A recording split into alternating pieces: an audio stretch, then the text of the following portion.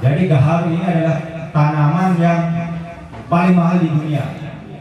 Jadi kalau saat ini di alam beberapa bulan terakhir itu saya menjual per kilo hasil alam itu 350 juta per kilo.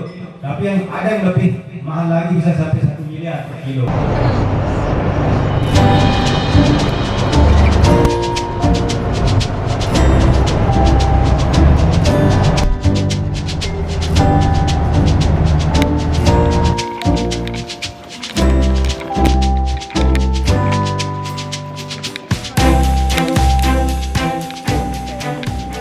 Ya, hari ini tanggal 22 Desember, hari Jumat ya.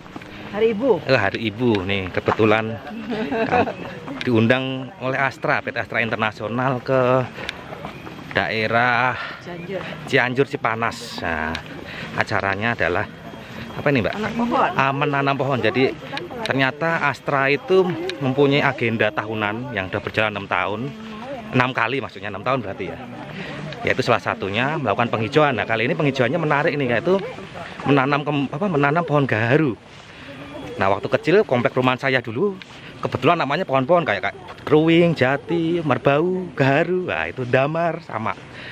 Ini kebetulan yang ditanam adalah kayu gaharu. Kayu gaharu konon salah satu jenis kayu yang investasinya itu setara dengan investasi emas. Nah, yang jadi pertanyaan adalah yang sudah ditanam awal tahun 6 tahun yang lalu sekarang sebesar apa gitu.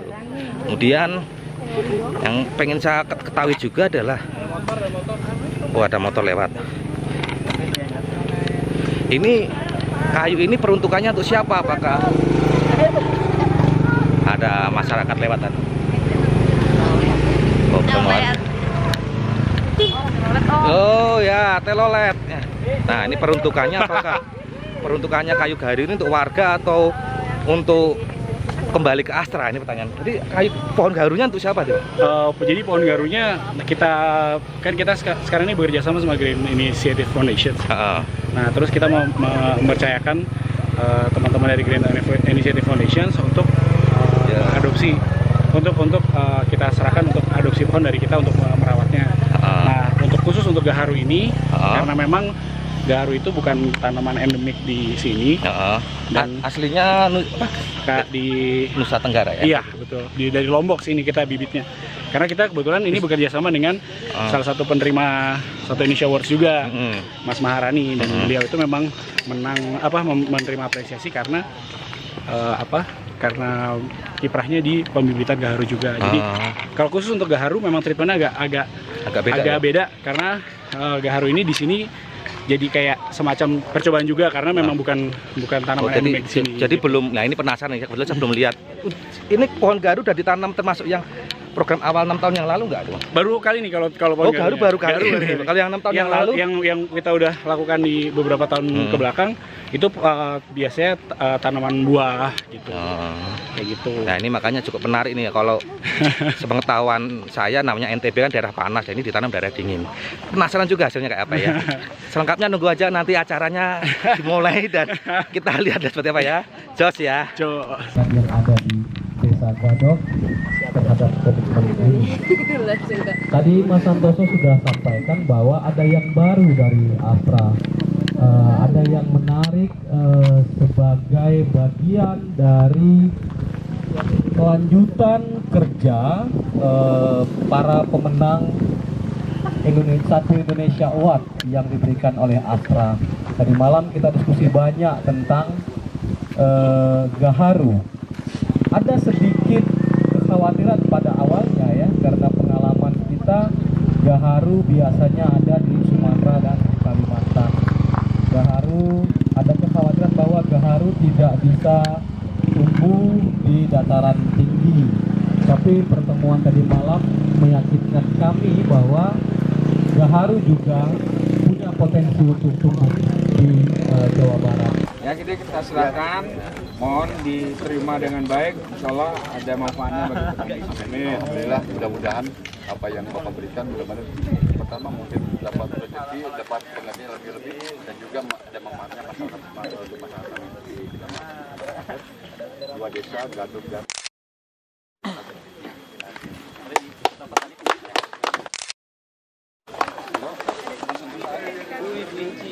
subur Pak ya. Gaharu dari Lombok. Arah ke depan sini. Batangnya Ini Pak. batangnya nanti ada namanya resinnya bang. Gubal. Gubal setelah disuntik 6-7 tahun. Itu gubal. Sekarang gubalnya tahun itu berdasarkan ini sekitar 12 juta. Iya, untuk bahan untuk parfum.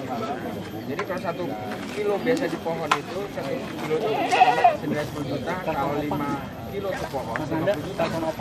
Bisa lebih mahal dari pohon jati sekalipun. Daunnya kayak gitu. Ini Jenisnya apa ya? Ya kita namain dulu. ya. Ini dengan Hasbi Rondo, founder blog reporter sedang. Kok namanya Hasbi Rondo? Salah kali namanya. Jenisnya kan yang pohonnya. Iya pohonnya. Ya, Oh, Ini jeruk ya? namanya nama kita. Nama kita boleh, Oh, nama isi pohon juga nggak apa-apa. Kalau aku sih saya nama sendiri juga. Siap, siap. 22 Desember 12. Wah, ribu ya? Iya. Wah, ribu ya, baru ingat ini ya. koordinat GPS-nya belum Oh, iya, saja. GPS-nya ya? Saya terakhir menanam pohon itu di Timika, waktu itu di apa? Kalau salah istilahnya apa dulu ya? KM21, Pak ya. KM21 di Timika tuh ada sejenis CSR-nya Freeport. Nah, Wih, ini luar biasa. baru lagi nih. Saya senang sekali nanam ini dari Astra. Dan ini agak berbeda kalau di sana itu memang untuk uji coba tanah, kalau ini memang untuk menghijaukan tanah yang gersang. Kegiatannya mirip tapi esensinya berbeda. Yang satu menguji batu apa? Lahan bekas tambang dan sini adalah menghijaukan. Jadi ini esensinya ya saya senang. Artinya ya inilah fungsi sebuah perusahaan itu harus memberikan sumbangsih juga secara sosial. Sosial dalam arti yang serius ya. Nah, teknisnya adalah kita kan Anda luar biasa. ya, ini ada batu akik cincinnya ini jadi jendol. Jadi tipis dulu harus tadi. Padahal bagusnya ya nggak usah juga nggak apa-apa. Cuman ini karena prosedur keamanan di sini saya khawatir jika nanti dipertanyakan. Nah, untuk tumbuh-tumbuhan itu juga harus kita perlakukan seperti halnya manusia. Nah ini Oh, kita lulus dulu, kita ajak ngomong bahwa hari ini di pohon jeruk ini akan kita tanam. Nah, caranya biji-biji dulu biar gembur, dorong ke atas. oh iya. Airnya ada, ini ada airnya kan? Ada.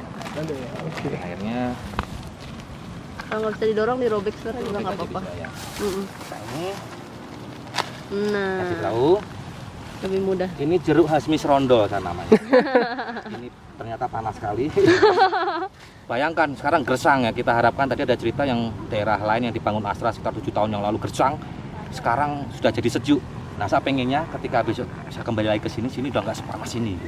3 atau 5 tahun lagi, Bang ya. Kita lihat pohonnya. Bismillahirrahmanirrahim.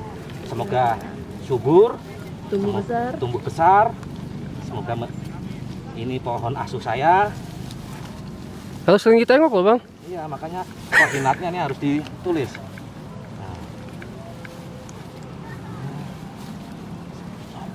Luar biasa founder breed ini. Ini nggak ada ciduk, jadi kita pakai yang lain biar kebagian.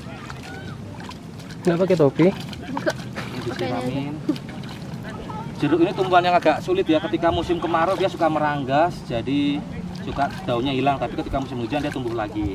Jadi sebisa mungkin kalau datang lagi untuk nengok pas musim hujan, biar kelihatan daunnya hijau, itu triknya kalau mau pohon jeruk. Sip. Nah, kenapa saya tahu? Karena saya kecil juga pernah nanam pohon jeruk. Jeruk nipis. Siap, Cuman siap. koordinatnya kita dulu kita nanti GPS ya, oke? Jos, jos.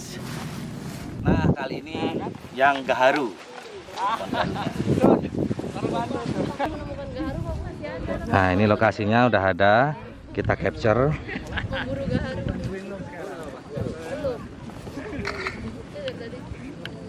Ya, disinilah.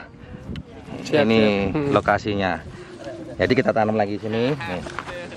Ini pohon gaharu yang saya tanam. Koordinatnya ada nih. Jos ya. Oke. Ini tinggal di foto saja, kita diupload di Facebook. Tinggal pakai sarung tangan, Bang. Oh, ini ya, tinggal sarung tangan lagi, cuman proses itu biar gak bosan kita tanam yang ini. Ini pohon kedua saya, semoga berapa tahun ke depan ketemu lagi. Kira-kira berapa tahun sih nunggu? 2 tahun, 3 tahun. 2 tahun. 4 tahun. 4 tahun lumayan Masih lama lah. nggak apa-apa. Ada pohon jeruk yang cepat tumbuh ya, adil. Tole udah remaja Tole. Udah remaja. Oke ya Jos ya. Siap, siap.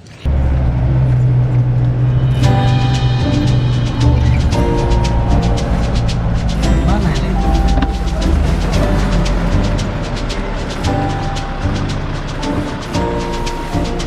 Itu saung sarungge sebelah kanan, sarungge kidul sebelah kiri. Saung sarungge ya? Iya, ini kanan. Kanan.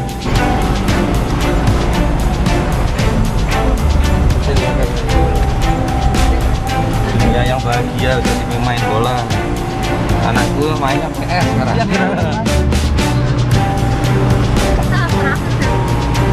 Nanti gara-gara hias. Dia masuk itu ada temennya pakai elep tuh.